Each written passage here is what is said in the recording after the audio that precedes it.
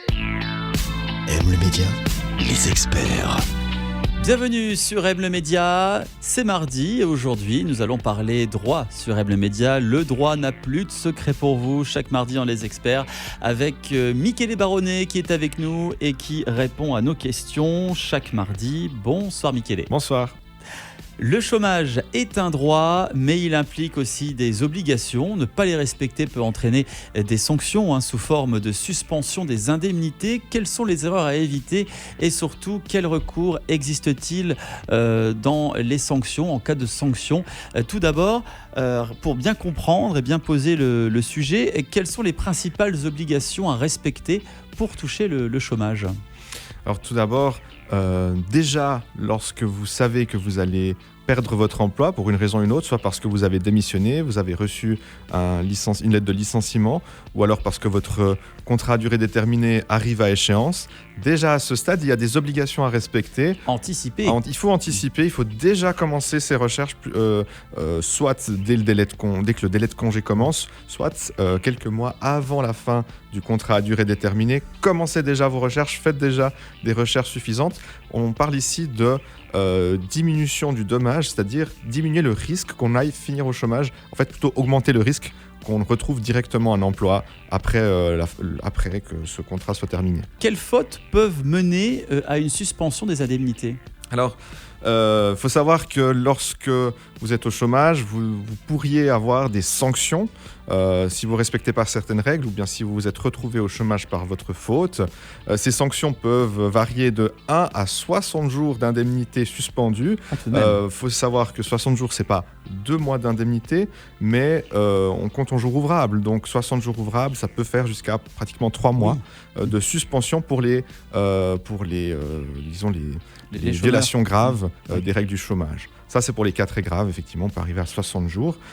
Ça peut être, vous pouvez avoir une sanction si vous vous êtes retrouvé au chômage par votre faute. Par exemple, si vous avez été licencié par votre faute pour une faute grave avérée, si vous avez, par exemple, donné votre démission sans être certain d'avoir un travail convenable qui vous attend ensuite, ou alors si vous ne fournissez pas les preuves de recherche, vous participez pas à rechercher un emploi, ou pas suffisamment, ou vous ne vous présentez pas à des rendez-vous, ou refusez un emploi convenable qu'on vous propose, par exemple. Alors voilà, justement, ça fait partie aussi des sanctions. Si on trouve un emploi convenable, mais qu'on le refuse, là aussi, on peut amener à avoir une sanction.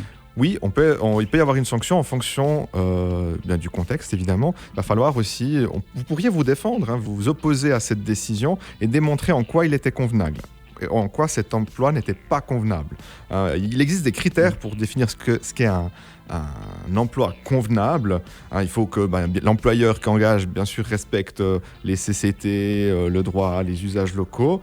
Il faut aussi que cet emploi corresponde à vos aptitudes professionnelles, au travail, au métier que vous, plus ou moins, que vous faisiez avant, en tout cas. Selon notre expérience. Selon notre expérience. Notre profil. Évidemment, si vous êtes très jeune, on pourrait aussi peut-être imaginer déborder un petit peu, mais il faut quand même que ça corresponde à vous. Il faut que ça convienne à votre âge, à votre état de santé. Si vous ne pouvez pas soulever de charges lourdes parce que vous avez un problème de santé attesté, on va pouvoir vous imposer de le faire. Et puis, il y a aussi un critère de localisation. On estime que si dans la journée, vous avez jusqu'à 4 heures de trajet aller-retour, on doit accepter un emploi. On pourrait imaginer Neuchâtel-Genève. Suivant le contexte, ça pourrait être un emploi convenable. En termes de recours, qu'est-ce que l'on peut faire si on estime qu'une sanction est injustifiée ? Alors vous allez recevoir une décision en principe par écrit, une décision écrite qui mentionne la sanction prise, les motifs, et puis les voies de recours, souvent écrites en bas de page. Généralement, vous avez un droit d'opposition de 30 jours. Et vous devez le faire par écrit. Et puis à ce moment-là, faites-vous conseiller peut-être si vous ne connaissez pas très bien le domaine. Soit justement, il existe des associations pour les chômeurs qui peuvent peut-être aider. Vous pouvez le faire vous-même tout seul en expliquant pourquoi vous n'êtes pas d'accord et en quoi, par exemple, cet emploi n'était pas convenable ou alors en quoi le chômage n'était pas fautif, c'est-à-dire en quoi ce n'est pas de votre faute que vous vous êtes retrouvé au chômage. Ça, c'est un exemple. Et puis sinon, faites-vous aider aussi par votre protection juridique, si vous en avez une. Donc pour éviter des sanctions, il est important de bien connaître ses obligations et il existe des organismes, des associations pour nous guider. Merci beaucoup Michele Baronnet pour toutes ces informations en termes de chômage et d'emploi. On va se retrouver la semaine prochaine en pleine forme pour une autre question sur le monde du droit. On vous souhaite une belle fin de journée. Merci.